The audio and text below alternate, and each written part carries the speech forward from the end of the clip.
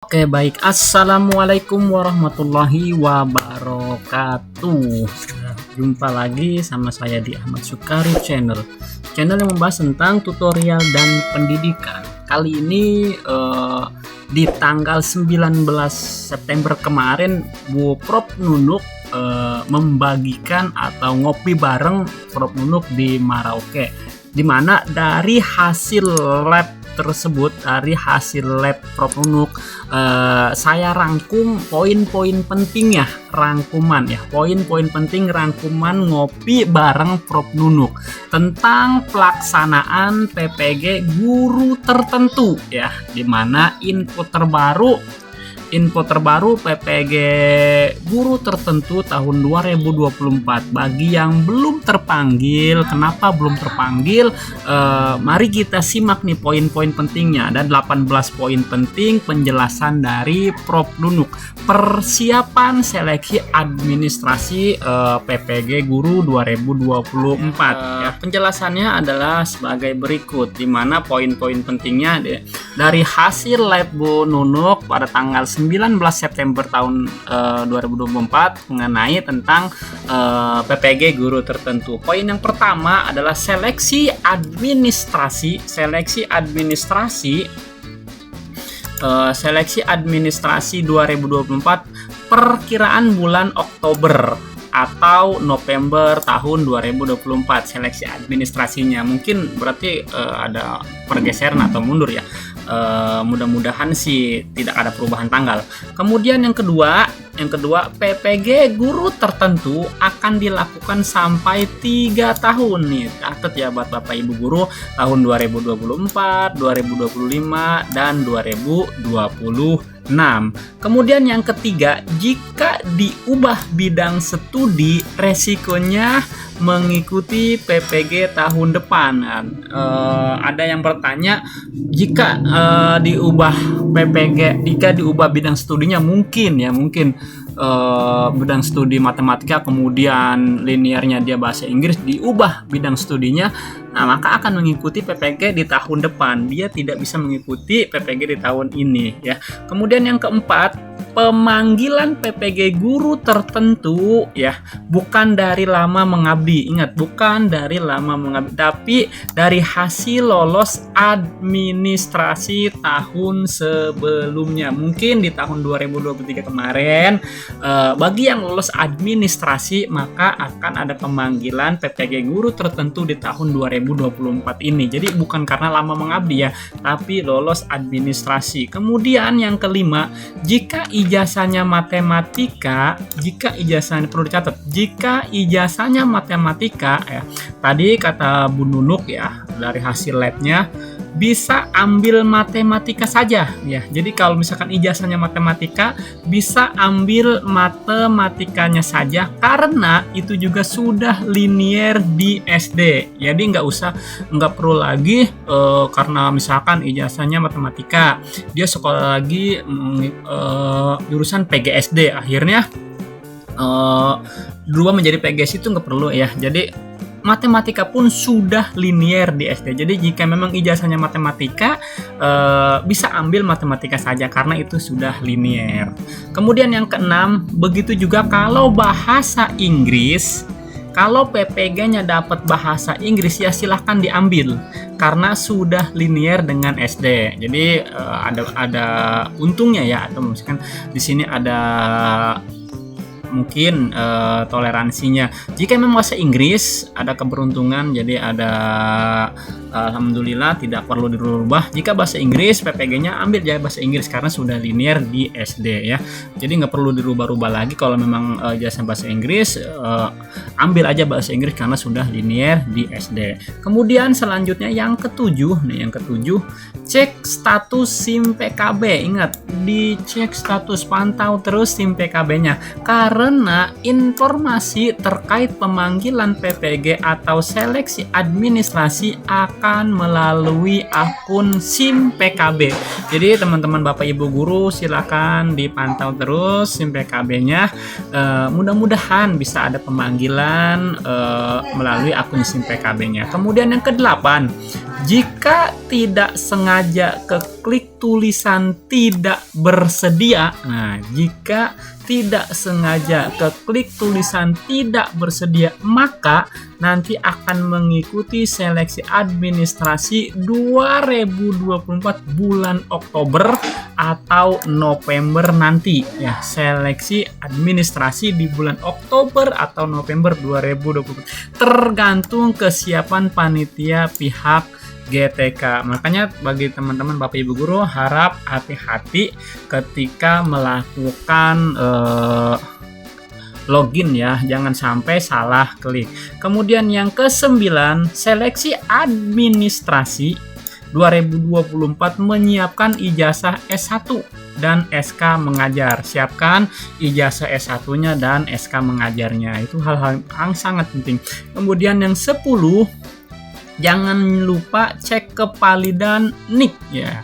Jangan lupa cek kevalidan NIK ya, nomor induk kependudukan di SIM PKB dan info GTK. Cek terus, validkan NIK-nya, jangan sampai NIK kependudukannya tidak valid atau merah atau silang. Nah, itu mungkin tidak akan terpanggil. Kemudian yang 11, jika belajar ID ada 2, nah teman-teman, jika belajar ID-nya ada 2, bisa menghubungi helpdesk PPG ya. Helpdesk PPG-nya silakan hubungi, silakan berkonsultasi tentang akun belajar ID-nya ada 2, mungkin akan dipilih salah satunya, maka teman-teman harap segera menghubungi helpdesk PPG. Kemudian yang ke-12, jika sekarang mengajar di SD, tapi ijazah S1-nya bahasa Inggris, tetaplah pakai ijazah S1-nya nih, seperti yang kayak tadi di poin ya. Jika memang bahasa Inggris, tetap bahasa Inggris karena ijazahnya linear dengan guru kelas. Nanti akan tetap cair sertifikat pendidiknya atau serdiknya ya.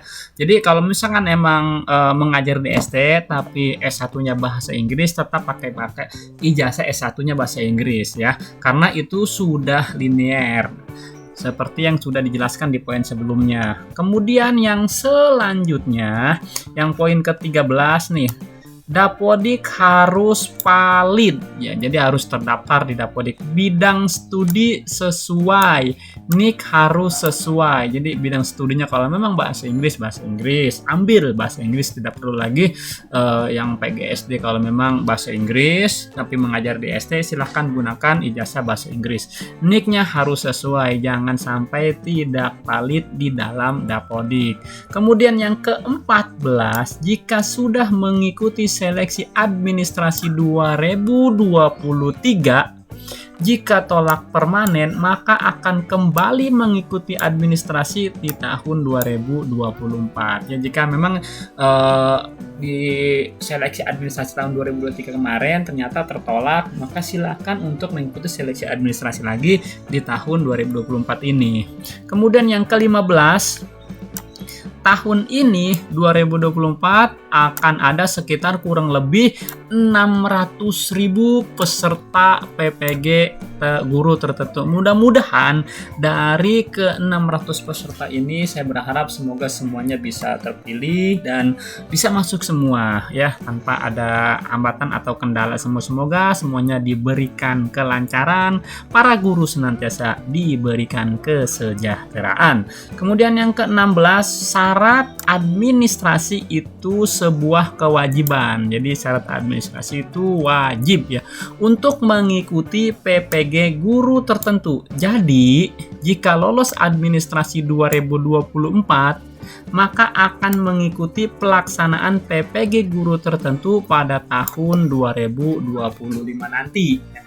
Jika lolos nih administrasinya, lolos seleksi administrasi di tahun 2024, mudah-mudahan ketika ada pelaksanaan PPG Guru 2025 maka akan bisa mengikuti PPG guru tertentu di tahun 2025. Makanya bagi teman-teman yang mau seleksi administrasi dari 2024 segera persiapan sekarang. Semoga ketika di tahun 2025 nanti bisa melaksanakan PPG guru tertentu di tahun 2025 atau tahun yang tahun yang akan datang, tahun berikutnya. Kemudian yang ke-17, SK yang diunggah akan diinformasikan lagi dalam sosialisasi yang akan datang.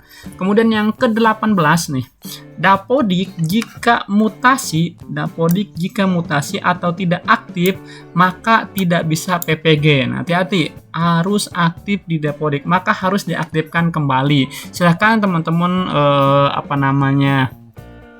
berkonsultasi, bertanya kepada operator sekolah, dicek terus keaktifan datanya di Dapodik agar jangan sampai ternyata tidak aktif di Dapodiknya, maka tidak bisa untuk mengikuti PPG. Kemudian selanjutnya, nah ini ya, saya dapat dari Facebooknya PPG bahwa dari pertanyaan dari Bu Megawati Hutasoid ya, Mbak, saya mau bertanya ya, saya mengajar di SD, saya jurusan matematika, pengalaman saya ngajar di SD terus jadi sempat pilih PGSD. Nah, ini terpanggil PPG. Saya mau ganti bidang studi matematika. Tapi kalau saya ganti, maka saya enggak bersedia mengikuti PPG. Nah, apakah nanti bisa ya bidang studi saya ambil PGSD? Sementara ijazah pendidikan matematika. Nah, ini jawabannya dari jawaban teman-teman di komentar juga ada. Nah, terima kasih Bu Yulia Hafni telah menjawab. Semoga membantu ya Bu. Soalnya kejadian saya sama seperti Ibu. Jadi saya coba hubungi helpdesk nih. Buat ibu-ibu yang mengalami kasusnya sama, segera menghubungi helpdesk PPG Kemendikbud dan inilah jawabannya. Ini jawabannya nih. Sehubungan dengan pertanyaan Bapak Ibu tentang linearitas bidang studi PPG berikut tanggapan kami nih.